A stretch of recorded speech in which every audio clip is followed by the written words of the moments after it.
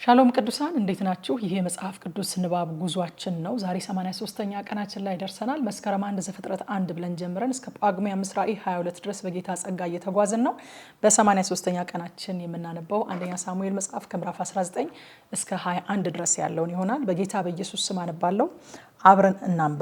ምዕራፍ 19 ሳኦልም ለልጁ ለዮናታን ለባሪያዎቹ ሁሉ ዳዊትን ይገድሉ ዘንድ ነገራቸው። የሳኦል ልጅ ዮናታን ግን ዳዊትን እጅግ ይወድ ነበረ። ዮናታን አባቴ ሳኦል ሊገድል ፈልጓል። አሁን እንግዲህ ለነገው ተጠንቀቅ፣ ተሸሸግ፣ በስውርም ተቀመጥ። እኔ እወጣለሁ፣ አንተም ባለህበት እርሻ ከአባቴ አጠገብ እቆማለሁ። ስለ አንተም ከአባቴ ጋር እነጋገራለሁ፣ የሆነውን አይቼ እነግርሃለሁ ብሎ ለዳዊት ነገረው። ዮናታንም ለአባቱ ለሳኦል እርሱ አልበደለህምና ስራውንም ለአንተ እጅግ መልካም ሆኗልና ንጉሱ ባሪያውን ዳዊትን አይበድለው፣ ነፍሱንም በእጁ ጥሎ ፍልስጤማውያንን ገደለ። እግዚአብሔርም ለእስራኤል ሁሉ ታላቅ መድኃኒት አደረገ። አንተም አይተህ ደስ አለህ። በከንቱ ዳዊትን በመግደል ስለምን በንጹህ ደም ላይ ትበድላለህ ብሎ ስለ ዳዊት መልካም ተናገረ። ሳኦልም የዮናታንን ቃል ሰማ። ሳኦልም ሕያው እግዚአብሔርን ዳዊት አይገደልም ብሎ ማለ። ዮናታንም ዳዊትን ጠርቶ ይህን ነገር ሁሉ ነገረው። ዮናታንም ዳዊትን ወደ ሳኦል አመጣው፣ እንደ ቀድሞውም በፊቱ ነበረ። ደግሞም ጦርነት ሆነ። ዳዊትም ወጥቶ ከፍልስጤማውያን ጋር ተዋጋ። ታላቅ ግዳይም ገደላቸው፣ ከፊቱም ሸሹ። ሳኦልም ጦሩን ይዞ በቤቱ ተቀምጦ ሳለ ክፉ መንፈስ ከእግዚአብሔር ዘንድ ያዘው። ዳዊትም በእጁ በገና ይመታ ነበረ። ሳኦልም ዳዊትን ከግንብ ጋር ያጣብቀው ዘንድ ጦሩን ወረወረ። ዳዊትም ከሳኦል ፊት ዘወር አለ፣ ጦሩም በግንቡ ውስጥ ተተከለ።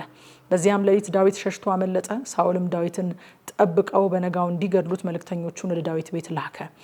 ሚስቱም ሜልኮል በዚህች ሌሊት ነፍስህን ካላዳንክ ነገ ትገደላለህ ብላ ነገረችው። ሜልኮልም ዳዊትን በመስኮት አወረደችው፣ ሄደም ሸሽቶም አመለጠ። ሜልኮምም ተራፊምን ወስዳ በአልጋ ላይ አኖረችው፣ በራስጌውም ጉንጉን የፍየል ጠጉር አደረገች፣ በልብስም ከደነችው። ሳኦልም ዳዊትን እንዲያመጡት መልእክተኞችን ላከ። እርሷም ታሟል አለቻቸው። ሳኦልም እገድለው ዘንድ ዳዊትን ከናልጋው አምጡልኝ ብሎ መልእክተኞቹን ወደ ዳዊት ሰደደ። መልእክተኞቹም በገቡ ጊዜ እነሆም ተራፊሙን በአልጋው ላይ አገኙ፣ በራስጌውም ጉንጉን የፍየል ጠጉር ነበረ። ሳኦልም ሜልኮልን ስለምን እንዲህ አድርገሽ አታለልሽኝ? ጠላቴን አስኮበለልሽው አላት። ሜልኮልም ለሳኦል እርሱ አውጥተሽ ስደጅኝ፣ አለዚያ ገድልሻለሁ አለኝ ብላ መለሰች። ዳዊትም ሸሽቶ አመለጠ። ወደ አርማቴምም ወደ ሳሙኤል መጣ። ሳሙኤልም ያደረገበትን ሁሉ ነገረው። እርሱና ሳሙኤልም ሄዱ፣ በነዋት ዘራማም ተቀመጡ። ሳኦልም ዳዊት እነሆ በአርማቴም አገር በነዋት ዘራማ ተቀምጧል የሚል ወሬ ሰማ። ሳኦልም ዳዊትን ያመጡት ዘንድ መልእክተኞችን ሰደደ።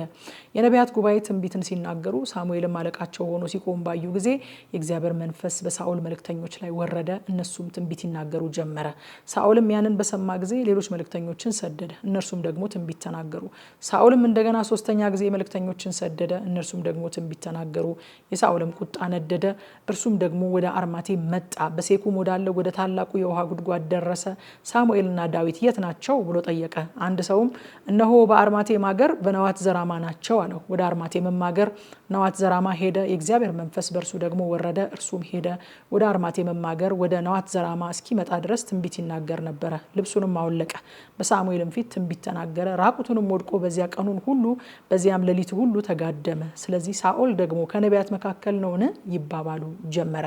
አንደኛ ሳሙኤል ምዕራፍ 20 ዳዊትም ከአርማቴም አገር ከነዋት ዘራማ ሸሸ።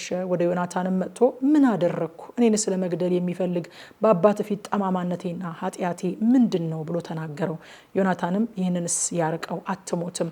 እነሆ አባቴ አስቀድሞ ለእኔ ሳይገልጥ ትልቅም ትንሽም ነገር ቢሆን አያደርግም። አባቴስ ይህን ነገር ለምን ይሰውረኛል? እንዲህ አይደለም አለው። ዳዊትም እኔ በፊትህ ሞገስ እንዳገኘው አባትህ በእውነት ያውቃል፣ እርሱም ዮናታን እንዳይከፋው አይወቅ ይላል። ነገር ግን ሕያው እግዚአብሔርን በሕያው ነፍስህ እምላለሁ በእኔና በሞት መካከል አንድ እርምጃ ያህል ቀርቷል ብሎ ማለ። ዮናታንም ዳዊትን ነፍስህ የወደደችውን ሁሉ አደርግልሃለሁ። ዳዊትም ዮናታንን አለው እነሆ ነገ መባቻ ነው፣ በንጉስም አጠገብ ለምሳ አልቀመጥም። እስከ 3ኛው ቀን ማታ ድረስ በውጭ በሜዳ እንድሸሸግ አሰናብተኝ። አባትህም ቢፈልገኝ ለዘመዶቹ ሁሉ በዚያ በቤተልሔም የዓመት መስዋዕት አላቸውና ዳዊት ወደ ከተማ ፈጥኖ ይሄድ ዘንድ አጽንቶ ለምኖኛል በለው። እርሱም መልካም ነው ቢልህ ለእኔ ለባሪያህ ደህንነት ይሆናል፣ ቢቆጣ ግን ክፋት ከእርሱ ዘንድ በእኔ ላይ እንደተቆረጠች እወቅ። እንግዲህ የእግዚአብሔር ቃል ኪዳን ከባሪያህ ጋር አድርገሃልና ለባሪያህ ቸርነትን አድርግ። በደል ግን ቢገኝብኝ አንተ ግደለኝ፣ ለምን ወደ አባትህ ታደርሰኛለህ?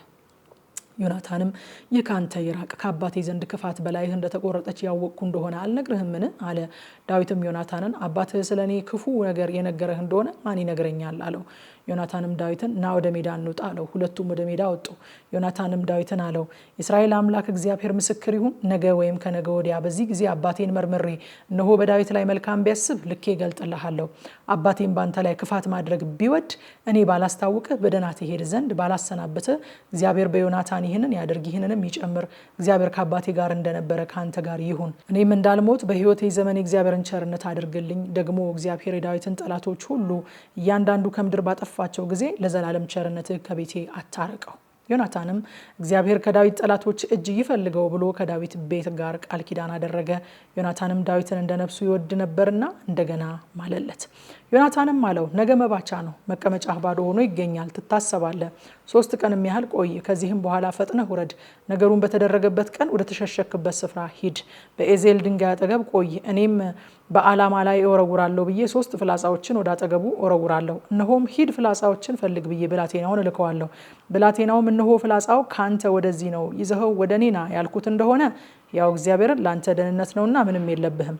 ብላቴናውን ግን እነሆ ፍላጻው ካንተ ወዲያ ነው ያልኩት እንደሆነ እግዚአብሔር አሰናብቶሃልና መንገድህን ሂድ።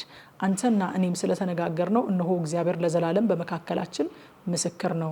ዳዊትም በሜዳው ተሸሸገ። መባቻም በሆነ ጊዜ ንጉሱ ግብር ለመብላት ተቀመጠ። ንጉሱም እንደቀድሞ በግንቡ አጠገብ በዙፋኑ ላይ ተቀመጠ። ዮናታንም ቆሞ ነበረ። አበኔርም በሳኦል አጠገብ ተቀመጠ። የዳዊትም ስፍራ ባዶ ነበረ። ሳኦልም አንድ ነገር ሆኗል፣ ንጹህም አይደለም፣ በእውነት ንጹህ አይደለም ብሎ አስቧልና በዚያን ቀን ምንም አልተናገረም። ከመባቻም በኋላ በማግስቱ በሁለተኛው ቀን የዳዊት ስፍራ ባዶውን ነበረ። ሳኦልም ልጁን ዮናታንን የእሴይ ልጅ ትናንትና ወይንም ዛሬ ግብር ሊበላ ያልመጣው ስለምን ነው አለው። ዮናታንም ለሳኦል ዳዊት ወደ ቤተልሔም ይሄድ ዘንድ አጽንቶ ለመነኝ። እርሱም ዘመዶቼ በከተማ ውስጥ መስዋዕት አላቸውና ወንድሜም ጠርቶኛልና እባክህ አሰናብተኝ፣ አሁንም በዓይኖቼ ሞገስ አግኝቼ እንደሆነ ልሂድና ወንድሞቼ ልይ አለ። ስለዚህ ወደ ንጉሥ ሰደቃ አልመጣም ብሎ መለሰለት።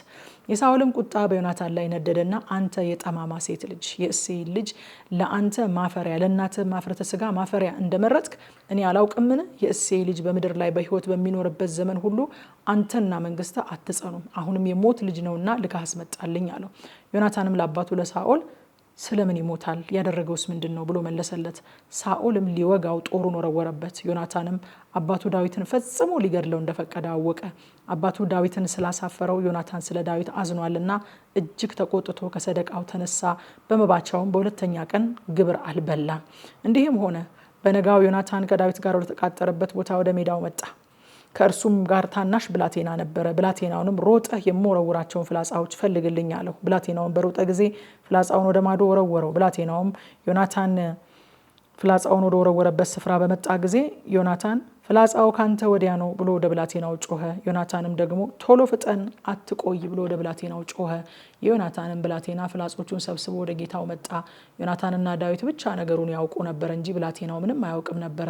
ዮናታንም መሳሪያውን ለብላቴናው ሰጥቶ ወደ ከተማ ውሰድ አለው። ብላቴናውን በሄደ ጊዜ ዳዊት ከስፍራው ከደቡብ አጠገብ ተነሳ፣ በምድርም ላይ በግንባሩ ተደፋ። 3 ጊዜም ለሰላምታ ሰገደ። እየተላቀሱም እርስ በርሳቸው ተሳሳሙ። ይልቁንም ዳዊት እጅግ አለቀሰ። ዮናታንም ዳዊትን በደህና ሂድ፣ እነሆ እኛ ሁለታችን በእኔና ባንተ በዘርህና በዘሬ መካከል ለዘላለም እግዚአብሔር ይሁን ብለን በእግዚአብሔር ስም ተማምለናል አለው። ዳዊትም ተነስቶ ሄደ። ዮናታንም ወደ ከተማ ገባ። አንደኛ ሳሙኤል ምዕራፍ 21። ዳዊትም ወደ ካህኑ ወደ አቢሜሌክ ወደ ኖብ መጣ። አቢሜሌክም እየተንቀጠቀጠ ዳዊትን ሊገናኘው መጣና ስለምን አንተ ብቻህን ሆንክ? ከአንተስ ጋር ስለምን ማንም የለም አለው። ዳዊትም ካህኑን አቢሜሌክን የተላከበትን ነገርና የሰጠውን ትእዛዝ ማንም አይወቅ ብሎ ንጉሱ አንድ ነገር አዞኛልና ስለዚህም ብላቴኖቹን እንዲህ ባለ ስፍራ ተውኳቸው። አሁንስ በእጅህ ምን አለ? 5 እንጀራ ወይም የተገኘውን በእጄ ስጠኝ። ካህኑም ለዳዊት መልሶ ሁሉ የሚበላው እንጀራ የለኝም፣ ነገር ግን የተቀደሰ እንጀራ አለ። ብላቴኖቹ ከሴቶቹ ንጹሕ እንደሆኑ መብላት ይቻላል አለው። ዳዊትም ለካህኑ መልሶ በእውነት ከወጣን ጀምሮ እኛ ሰውነታችንን ከሴቶች 3 ቀን ጠብቀናል፣ የብላቴኖችንም ዕቃ የተቀደሰች ናት። ስለዚህ ዛሬ ዕቃቸው የተቀደሰች በመሆኗ እንጀራው እንደሚበላ እንጀራ ይሆናል አለው። ካህኑም በእርሱ ፋንታ ትኩስ እንጀራ ይደረግ ዘንድ ከእግዚአብሔር ፊት ከተነሳው ከገጹ ህብስት በቀር ሌላ እንጀራ አልነበረውምና የተቀደሰውን እንጀራ ሰጠው። በዚያም ቀን ከሳኦል ባሪያዎች አንድ ሰው በዚያ በእግዚአብሔር ፊት ተገኝቶ ነበረ። ስሙም ኤዶማዊው ዶይቅ ነበረ። ለሳኦልም የእረኞቹ አለቃ ነበረ። ዳዊትም አቢሜሌክን የንጉስ ጉዳይ ስላስቸኮለኝ ሰይፌንና መሳሪያን አላመጣሁምና ከአንተ ዘንድ ጦር ወይም ሰይፍ አለ ወይ አለው። ካህኑም በኤላ ሸለቆ የገደልከው የፍልስጤማዊው የጎልያድ ሰይፍ እነሆ በመጎናጸፊያም ተጠቅልሎ በዚህ ከኤፉዱ በኋላ አለ፣ ተወደውም እንደሆነ ውሰደው፣ ሌላ ከዚህ የለም አለ። ዳዊትም እንደርሱ ያለ የለምና እርሱን ስጠኝ አለው። ዳዊትም ተነሳ፣ በዚያን ቀን ሳኦልን ፈርቶ ሸሸ። ወደ ጌትም ንጉስ ወደ አንኩስ ሄደ። የአንኩስ ባሪያዎችም ይህ ዳዊት የሀገሩ ንጉስ አይደለምን? ሳኦል ሺህ ዳዊትም እልፍ ገደለ ብለው ሴቶች በዘፈን የዘመሩለት እርሱ አይደለምን አሉት። ዳዊትም ይህን ቃል በልቡ አኖረ። የጌትም ንጉስ አንኩስን እጅግ ፈራ፣ በፊታቸውም አእምሮን ለወጠ። በያዙትም ጊዜ እንደ እብድ ሆነ፣ በበሩ መድረክ ላይ ተንፈራፈረ፣ ልጋጉም በጢሙ ላይ ይወርድ ነበረ። አንኩስም ባሪያዎቹን እነሆ ይህ ሰው እብድ እንደሆነ አይታችኋል። ለምን ወደ እኔ ያመጣችሁት? በፊቴ ያብድ ዘንድ ይህን ያመጣችሁት እብድ ጠፍቶብኝ ነውን? እንዲህስ ያለውስ ወደ ቤቴ ይገባልን? አላቸው ይላል። ማታ 3 ሰዓት ላይ በቲክቶክ እና ቴሌግራም የቀጥታ ስርጭት የእግዚአብሔርን ቃል ስለምናጠና መጥታችሁ አብራችሁ እንድታጠኑ ዛሬም ጋብዛችኋለሁ። ጸጋ ይብዛላችሁ።